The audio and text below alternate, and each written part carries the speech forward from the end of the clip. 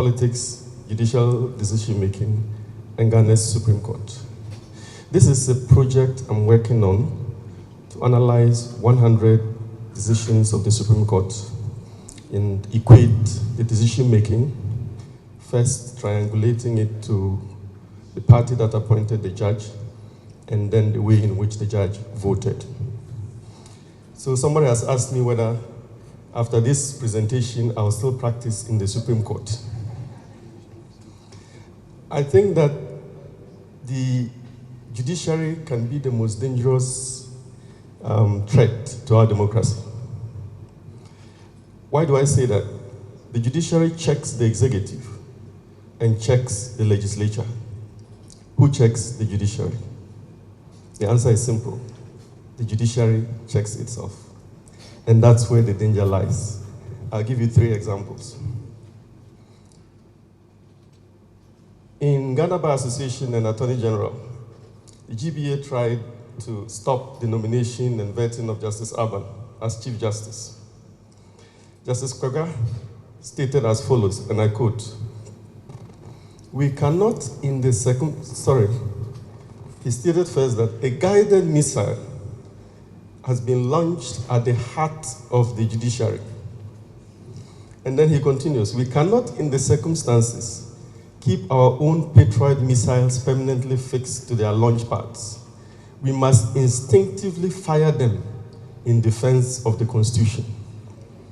Now, Justice Kwega would have been more honest if he had said, "in defense of our brother Chief Justice Aban."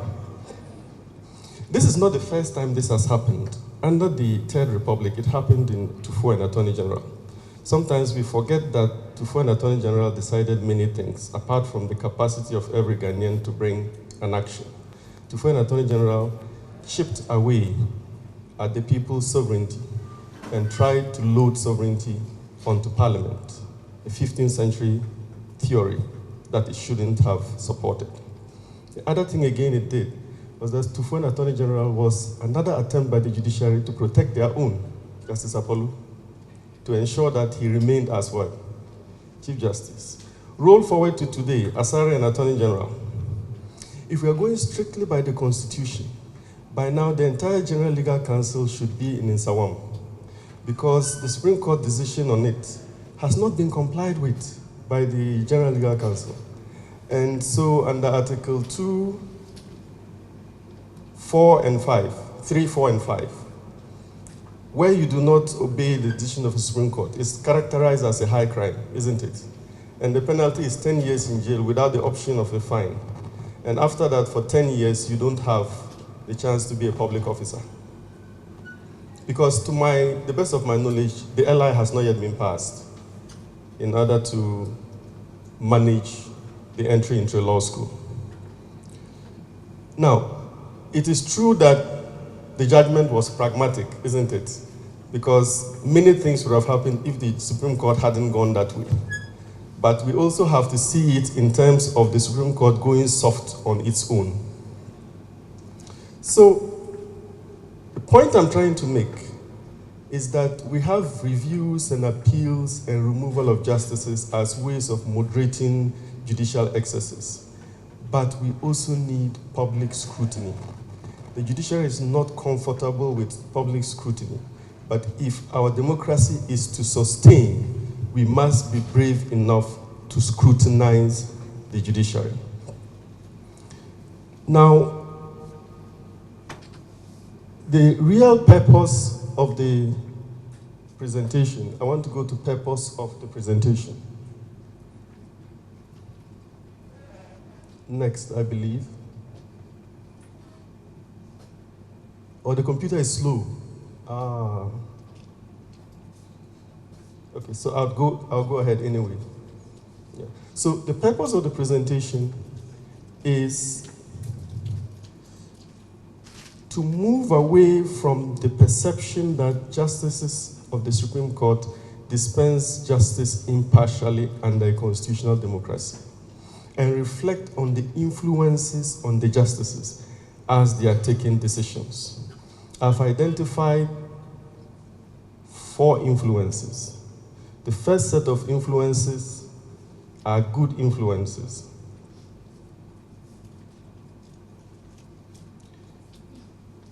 Supreme Court judges would do justice, fairness, take account of national integrity, the preservation of constitutional democracy, fidelity to the law, and so on in deciding a case. But we've realized also that there are other influences, which I've just discussed one of them, which is self-preservation. These three decisions are about self-preservation. The other influence is corruption. From anything, from the first assessment of corruption in the judiciary was actually done by the Faculty of Law. The Faculty of Law itself has forgotten this.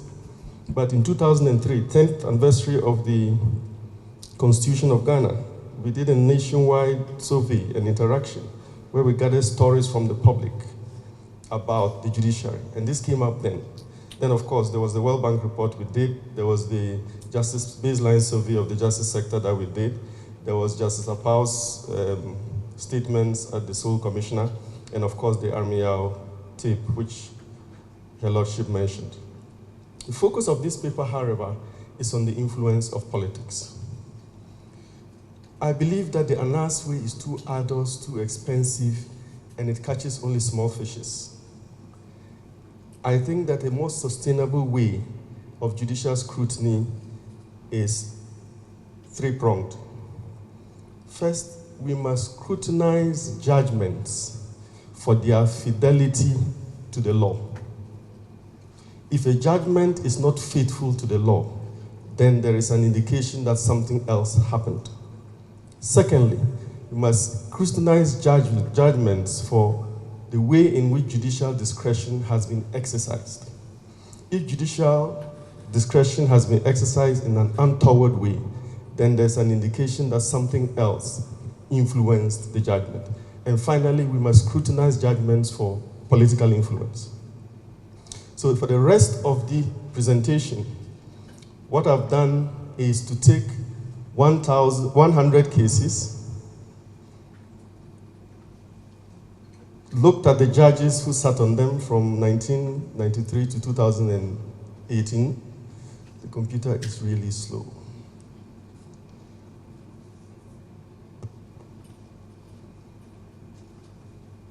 Good, this is where I am. So, simple methodology.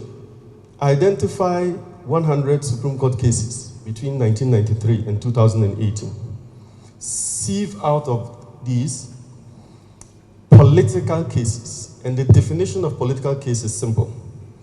Where you have a political party or politician or politically exposed person as a party to a suit, or where it revolves around issues that inure to the political, social, financial, or other benefit of a political party or its operatives or known affiliates. That's the functional definition of politics for this purpose. So I've only gotten to case number 78, which means that I still have to analyze 22 cases, but the trend will not change. After the analysis, I then assess political party favored by judgment against political party responsible for appointment and establish a pattern of judgment based on political leaning or otherwise. So the cases are here. I've listed all of them. You can check them for the methodology. And then the judges in the Fourth Republic and those who appointed them.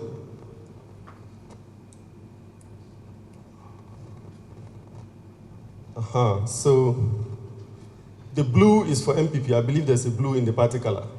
The green is for NDC. I believe there's a green in the party color. The smaller one is the number of chief justices appointed by each party. So a total of 39 judges, 78 political cases,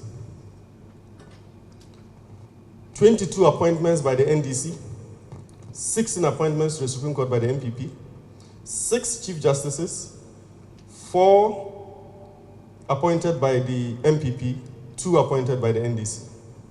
So overall, the NDC has appointed 15 more justices to the Supreme Court, 15% more justices to the Supreme Court than the MPP.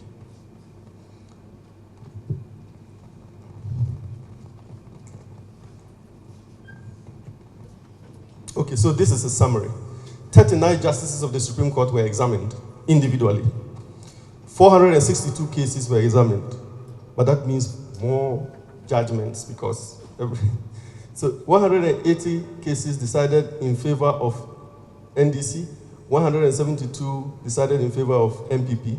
So there's a margin of 2% of NDC above MPP, which coincides with the margin of number of judges appointed by NDC above MPP. Do you see? And this is a graphical representation of it. In some cases, you cannot actually say that the case has been decided for NDC or for MPP. And we call that neutral. Because in the end, you read all the judgments and you see that the institution that has won is the Electoral Commission. So you can't put it in either cabin. You get what I mean? So for those, we call them neutral cases. But in the other cases, they're purely political. Now we can't go through all this, but just go down, let's see. And then I'll show you. So for example, you start with Adade, go down to the analysis. Oh my God. So Justice Adade decided one case in favor of the NDC and one in favor of the MPP. But before that, I would have indicated who appointed him to office. He is a carryover judge from the PMP, the People's National Party of 1979. Then Francois, just go down. I want to get to the judges who are here so that we see how they decide.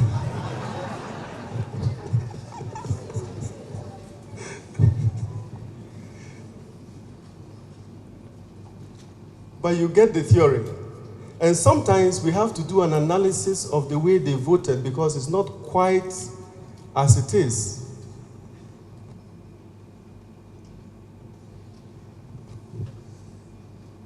Can you hurry up to Justice Doche, who is chair?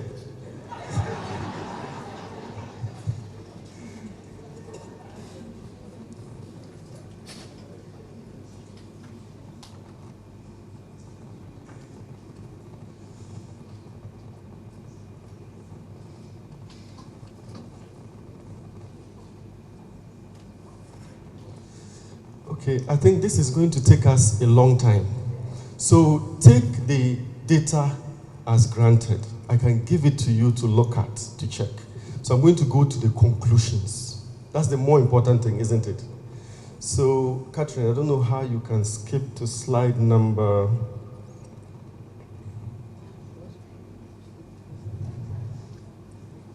Or you click on the last slide and start going up, okay?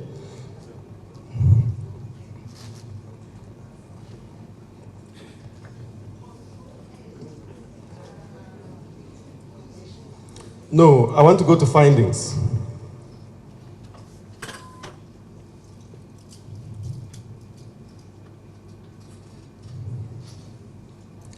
And the female judges stick more to the law than the male judges. That's the finding. Oh God. Okay, great. So, it's been a very interesting exercise for me.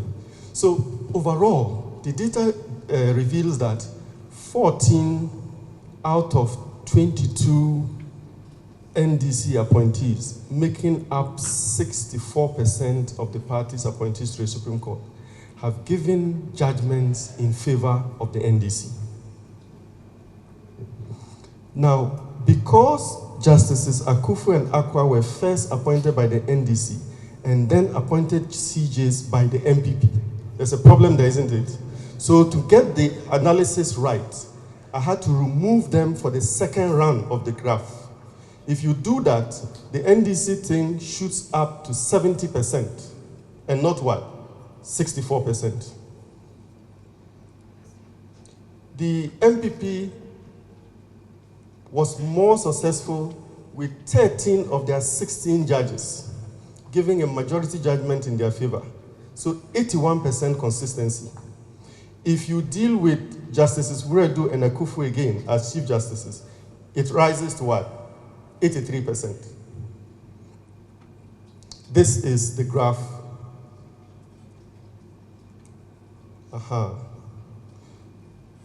So this is judgments of NDC appointees.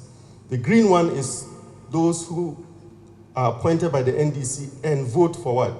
The NDC. And the blue one is those appointed by the NDC, but nevertheless vote for what? MPP. The next one represents those appointed by the MPP and voting for the MPP. And the blue one there represents those appointed by the MPP but voting for NDC. So the data suggests that at the beginning of the Fourth Republic, the judges were voting less according to who appointed them. At the beginning of the Fourth Republic in '93. A number of reasons account for that. First, we had a new constitution, and some of the cases were very clear.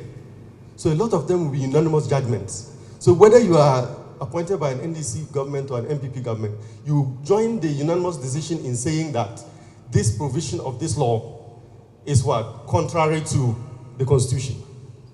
Do you get my point? Then, in the middle, somehow the Supreme Court lost its way after the first years. And the judgments started becoming clearly on the lines of what? Party appointments. However, in recent years, the trend is changing again. If you look at the Abu Ramadan trend of cases and the Woyome trend of cases, the Supreme Court is finding its feet again, where it is giving more unanimous judgments on the basis of what? The law, and not the source of the appointment. However, we have to watch to see whether in these two cases, because of the public discussions about them, and the general feeling in Ghana, we need the Woyome money back, or we need the Electoral Commission to conduct elections in a way that is transparent. Is it the public scrutiny that is getting the Supreme Court to get back on its feet and give unanimous judgments in favor of fidelity of the Constitution or otherwise? So, we all know that without the judiciary, our democracy will fail. So, improve it, we must. One line of improvement will be to acknowledge political decision-making by our Supreme Court and ensure that there is always a balance of ideological representation in that court. Our current pretentiousness about the apolitical character of the highest court of the land has been discovered by the bench, the bar, researchers, and ardent political and social observers. It will soon be discovered by the general populace, and it may be too late then to regain public trust and respect for the court. The time to act is now. Thank you.